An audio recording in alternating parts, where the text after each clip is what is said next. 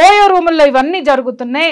ఈరోజు ప్రతి ఒక్కడు నాకు డబ్బు వస్తే చాలు, సమాజం ఎట్లా పోతే ఏంటి, ఎవడెట్లా పోతే ఏంటి అనుకుంటున్నారు. బాగుంది, వాడు వ్యాపారస్తుడు, బాగానే ఉన్నారు. కానీ ప్రతి ఒక్క తల్లి మీ ఆడపిల్ల ఇంట్లో నుంచి బయటికి వెళ్తే తిరిగి ఎలా వస్తుంది అనేటటువంటి ఆ యొక్క ఇది మీ దగ్గర ఉందా? ఇంకొక మాట, అసలు నేను ఇవాళ జరిగినటువంటి పరిస్థితి చూస్తే లక్ష్మి, ప్రతి ఒక్క ఆడపిల్ల సెల్ ఫోన్లో GPS పెట్టాల్సినటువంటి అవసరం ఉంది. 100%. ఆ పిల్లలు ఎక్కడికి వెళ్తున్నారు, ఎక్కడుంటున్నారు, ఏం చేస్తున్నారు. ఈ కాలేజీ దగ్గరకు వస్తే అమ్మాయి చాలా పెద్ద పొలిటీషియన్ కూతురు, ఆ పొలిటీషియన్ బెదిరించాడు, కాలేజ్ బయటికి రావద్దు, మా అమ్మాయి పేరు బయటికి రావద్దు, వచ్చిందంటే డ్రగ్స్ కేసులో ఇరికిచ్చేసి ఇంట్రాగేషన్ చేసి మిమ్మల్ని సావగొట్టేస్తాను అని చెప్పేసి అని.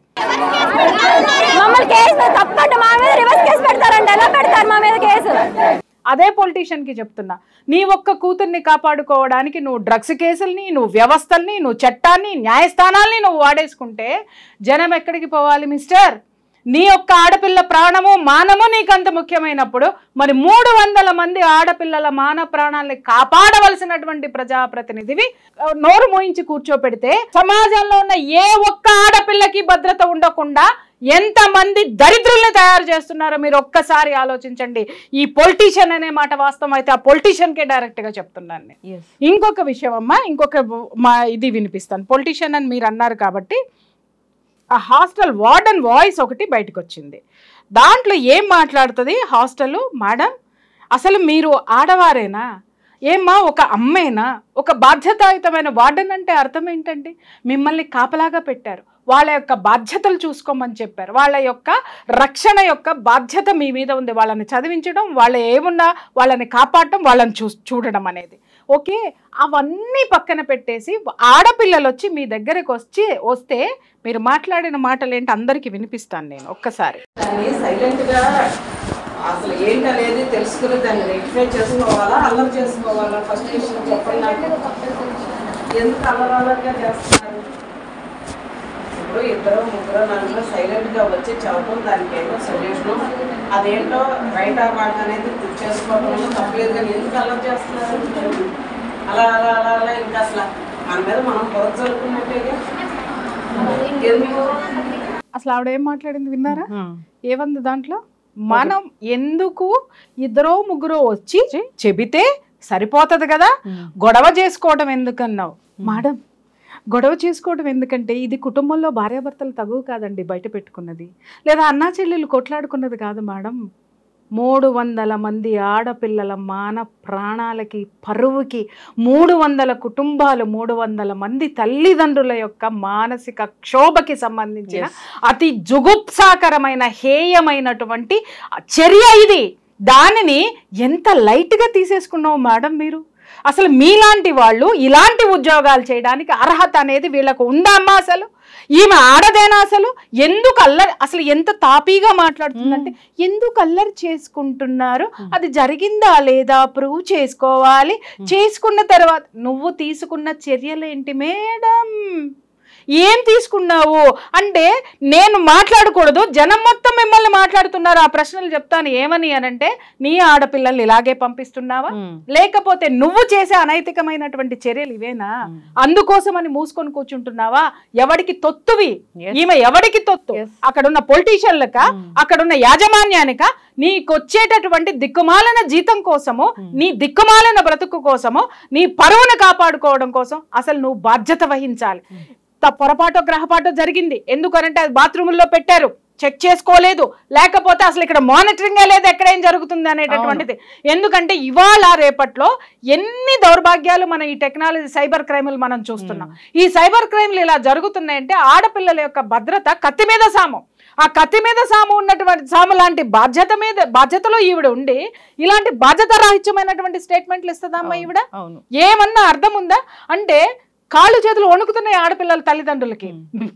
మీలాంటి వాళ్ళు ఎంత తాపీగా మాట్లాడేసి తీసి పక్కన పడేస్తే ఉరి శిక్షలు అత్యాచారాలు చేసిన వాళ్ళకి కాదమ్మా, బాధ్యత లేని మీలాంటి బాధ్యత రాహిత్యమైన వాళ్ళకి వెయ్యాలి. ఎందుకనంటే అది నీ ఉద్యోగం కాదు, బాధ్యత.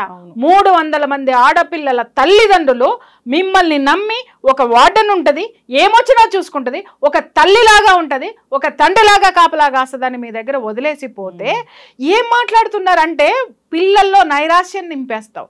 ఏం చదువులు చెప్తున్నావమ్మా నువ్వు? అసలు ఏం చదువుకుంటావు? నీ క్వాలిఫికేషన్ ఏంటి నాకు ఒకటి చెప్పు. సంస్కారం అనేది అసలు వీళ్ళకుందా? ఇకపోతే యాజమాన్యం గత ఎన్నాళ్ళ మట్టి ఇది జరుగుతుందో తెలియదు. దాదాపు 300 వీడియోలు బయటికి వెళ్ళిపోయాయి.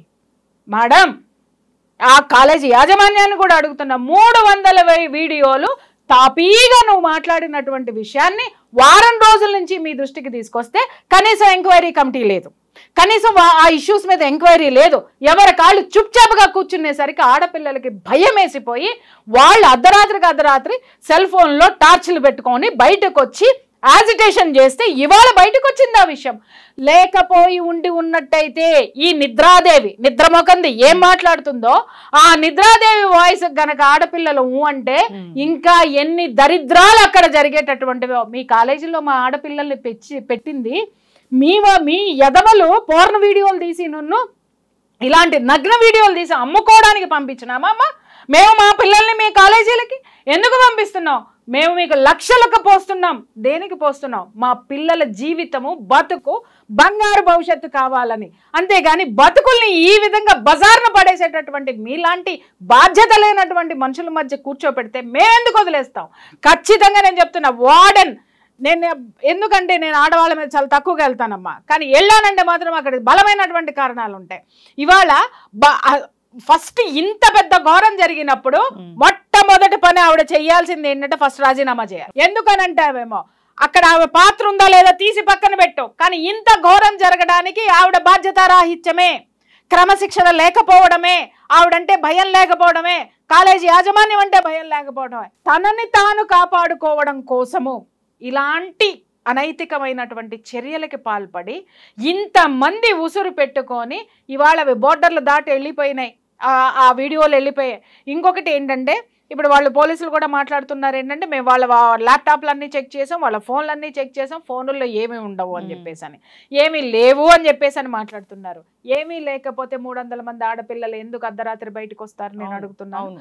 అసలు నీరు గార్చేటటువంటి ప్రయత్నం, కేసును నీరు గార్చేటటువంటి ప్రయత్నం ఇవాళ మీరు ఆ ప్రయత్నాలు చేస్తే సార్ ఇవాళ ప్రభుత్వాన్ని కాపాడటానికో లేకపోతే అక్కడున్న ప్రజా ప్రతినిధులను కాపాడడానికో కాలేజీ యాజమాన్యాలను కాపాడడానికో దీని మీద సమగ్రమైనటువంటి విచారణ జరపకుండా శిక్షలు వెయ్యకుండా ఉంటే మాత్రము ఇది భయంకరమైనటువంటి శిక్షలు రేపొద్దున వీళ్ళందరూ అనుభవించాల్సి వస్తుంది జనం చేతిలో. ఖచ్చితంగా ఎక్కడ ప్రాణం ఉంది. ఒకప్పుడు ఆడపిల్ల పడితే వడ్ల కింద చేసి చంపేసేవాళ్ళనంటే కాళ్ళు చేతులు వణికే. అలాంటి దౌర్భాగ్యమైనటువంటి స్థితి నుంచి ఎంతో మంది ప్రాణాలు ఒడ్డి జైలుకి వెళ్ళి తన్నులు తిని ఉద్యమాలు చేసి ఆడపిల్లకి భద్రత కావాలి, స్వతంత్రత కావాలి, ఇళ్లలో పడి మగ్గి మొగుడు కొట్టినా తిట్టినా చీకొట్టిన అత్తమావల హెరాస్మెంట్లు, కిరోసిన చావులు, వరకట్నపు చావులు, ఊరేసుకుని చచ్చిపోవటాలు, వీటన్నిటి నుంచి కూడా ఆడదానికి ఒక ఆర్థిక స్వాతంత్రం కావాలి. ఎందుకు బయటికి రాలేకపోయింది? ఒక ఆర్థిక స్వాతంత్రం కావాలి. ఆర్థిక స్వాతంత్రం కావాలంటే చదువు ఉండాలి, ఆ చదువు కావాలి. విద్యా హక్కుని మీద ఫైట్ చేసి స్వతంత్రం, స్వేచ్ఛ కావాలనేటటువంటి దాని మీద ఎంతో మంది మహిళా మూర్తులు ఫైట్ చేసి ఇవాళ స్వేచ్ఛనిస్తే ఆ స్వేచ్ఛ ఈ రోజు ఒక్క ఆడపిల్ల గడప దాటి 300 మంది ఆడపిల్లల బతుకుల్ని రోడ్డు మీద పెట్టింది అని అంటే ఇవాళ ఏమనిపిస్తుందంటే లక్ష్మి మళ్ళీ వెనకటికి వెళ్ళిపోయి 18 ఏళ్ళు రాగానే ఆడపిల్లలకు పెళ్లి చేసేస్తే బాగుండు, 18 ఏళ్ళు రాగానే బయటికి పంపించకుండా ఒక కుటుంబంలో ఒక భార్యగా ఒక ఇల్లాలని చేసేస్తే బాగుండు అనేటటువంటి ఆలోచనలు ఈ రోజు తల్లిదండ్రులకు వస్తున్నాయి. ఎక్కడ ఉందమ్మా భద్రత? ఎక్కడ ఉంది? కాలేజీల్లో భద్రత లేదు. అరే 8 నెలల నిన్నగాక మొన్న చూసాం 2 సంవత్సరాల పిల్లల్ని అత్యాచారం చేశాడు, 2 ఆడపిల్లల మీద, చిన్న పసికందుల మీద. అది పోయింది, అక్కడ లేదు. ఆ తర్వాత మరి స్కూల్ పిల్లల్ని చూసాం, అక్కడ లేదు. నిన్నగాక మొన్న కలకత్తాలో ఘోరమైనటువంటిది మెడికల్ కాలేజ్లో, అక్కడ ఆడపిల్లకి భద్రత లేదు. ఈ రోజు ఇంజనీరింగ్ కాలేజ్లో ఆడపిల్లలకే భద్రత లేదు. ఇవాళ ఎక్కడ ఉంది ఆడదానికి భద్రత? ఉద్యోగానికి పంపించామంటే చూసాం మనము, ఒక నిర్భయ కేసు చూసాం, ఒక అభయ కేసు చూసాం, ఇంకొకటి చూసాం, ఎన్ని చూసాం. ఆడది అర్ధరాత్రి స్వేచ్ఛగా తిరిగేటటువంటి ఆ యొక్క సిచ్యుయేషన్స్ లేవు. సరే ఇక్కడ మీరు అడగచ్చు అర్ధరాత్రి ఎందుకు పోవాలంటే అని. ఎందుకు పోవాలి అనంటే ఇవాళ పరిస్థితులు ఎలా ఉన్నాయి?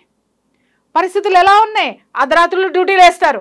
ఇంకా చెప్తున్నాను కదా, ఈ ఎంఎన్సీ కంపెనీలు వచ్చిన తర్వాత నాకు తెలిసిన చాలా మంది ఆడపిల్లలకి నేనే చెప్తూ ఉంటాను, 3:30కి డ్యూటీ వేస్తారు, అర్ధరాత్రి 12:30కి అవుతుంది. సరే 12:30కి అయ్యిందా, వాళ్ళు ఏమన్నా వాళ్ళు సెక్యూరిటీని ఇచ్చి వెహికల్స్ ఇచ్చి ఏమన్నా పంపిస్తారంటే చాలా కంపెనీస్ సెక్యూరిటీ లేదు, ఏం లేదు, వాళ్ళ ఓన్ వెహికల్లో రావాల్సిందే. అంతకుముందు కూడా మనం చాలా మందిని చూసాం, క్యాబుల్లో పంపించినప్పుడు క్యాబ్ డ్రైవర్లు చేసినటువంటి అత్యాచారాలు కూడా మనం చూసాం. ఈరోజు పగలు లేదు, రాత్రి లేదు, ఎప్పుడు లేదు. అసలు ఈ మహిళలకి వేసేటటువంటి డ్యూటీల విషయంలో ఒక సమయ పాలన ఎందుకు పాటించడం లేదు, దానికి సంబంధించి మనం ఫైట్ చేయాల్సినటువంటి అవసరం ఉంటుంది. ఇక్కడ చాలా మంది మాట్లాడతారు, ఆ దేశం నుంచి వచ్చినటువంటి కంపెనీలు కదండి, according to their time calculation మనం చెయ్యాలి అని చెప్పేసి అని మాట్లాడుతున్నారు. ఆ దేశంలో ఉన్నటువంటి వాడివి నా దేశానికి వచ్చి పెట్టుకున్నప్పుడు నా ఆడపిల్లకి నువ్వు ఇచ్చేటటువంటి భద్రత ఏంటి అనేది ఇక్కడ ప్రభుత్వాలు ఎందుకు అడగటం లేదు? అలాగే ఇక్కడ ప్రభుత్వాలు కొన్ని రూల్స్ అండ్ రెగ్యులేషన్స్ ఎందుకు పెట్టడం లేదు, ఎందుకు నార్మ్స్ లేవు అని అడుగుతున్నాను నేను ఈరోజు.